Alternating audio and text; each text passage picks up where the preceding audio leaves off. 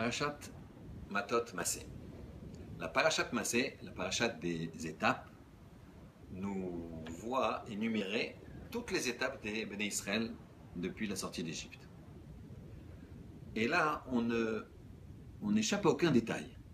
Il y a 42 étapes, elles sont dites dans tous les détails, et chaque étape est bien, représente bien une action ou quelque chose, même si c'est des actions ou des événements qui ne sont pas d'une tellement grande importance, l'étape est signalée. Mais il y a une étape énorme qui manque, c'est celle de Matan Torah. Pourquoi ? Pourquoi le don de la Torah n'est pas mis dans ces étapes-là ?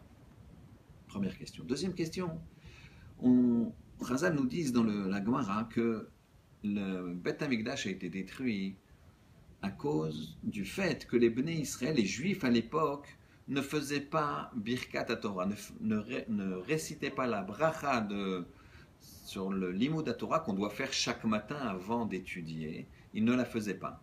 Et ça, c'est très difficile à comprendre, très difficile à entendre. Il faut l'expliquer parce que c'est impossible qu'ils ne faisaient pas cette bracha. Qu'est-ce que ça représente ? Que veut dire cette phrase, le Beth Amikdash a été détruit parce qu'il ne faisait pas la Birkat Torah, la bracha sur l'étude de la Torah. Alors pour comprendre ça, on va aller voir une Gemara dans Chagiga, Dafé Amoud Bet, et la Gemara nous amène un pasuk dans Jérémie. La fin du pasuk est la suivante.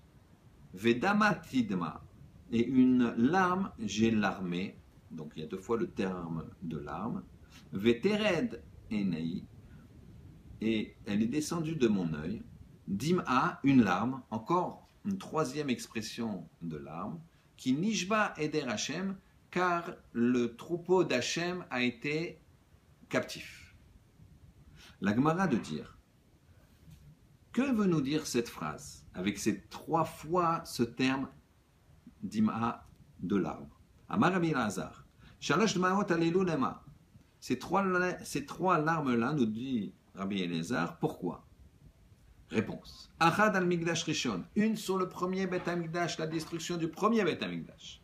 Ve'achad al-Migdash Sheni, et une sur la destruction du deuxième Beth Amikdash. Ve'achad al-Yisrael Shigalum Imkomam, et une sur le clan d'Israël qui a été exilé de son endroit. Et ici on parle donc de la galoute. Il y a une autre opinion en ce qui concerne cette troisième larme. Achad al bitul Torah. Une sur le fait que la Torah est annulée. Alors la Gemara demande, Bishlama, ça marche bien, les mandamar al Israël Shigalou, ça marche bien de dire que la troisième larme, elle représente l'exil. Pourquoi? Ayinu dirtiv, parce que nous avons le pasuk qui nous dit, qui nishba Hashem eder Hashem, que le troupeau d'Hachem a été captif, donc je comprends bien.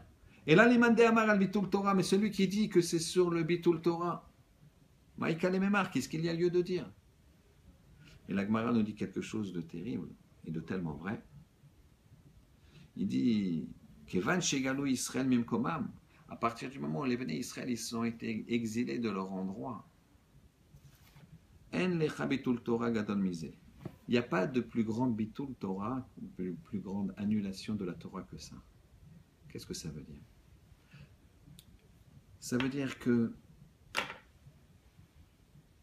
le fait d'être exilé, et l'exil ne dépend pas d'un endroit géographique. L'exil dépend de l'endroit où je valorise ou non la Torah. On peut être en exil en Israël. Ça n'a pas de rapport avec l'emplacement lui-même. Si on n'a pas les valeurs qui nous lient à Kadosh Baruch Hu, si on n'a pas les valeurs de Torah. Et voilà que on va imaginer une femme qui rencontre son ami après 30 ans. Et elle lui dit, ah, tu avais 3 fils, il me semble, qu'est-ce qu'ils sont devenus? Et son ami de dire, ah, magnifique, j'ai un premier fils, il est avocat, extraordinaire. Et le deuxième, il est médecin, c'est merveilleux. Et le troisième, c'est un bon garçon aussi. Il étudie la Torah. C'est ça le problème.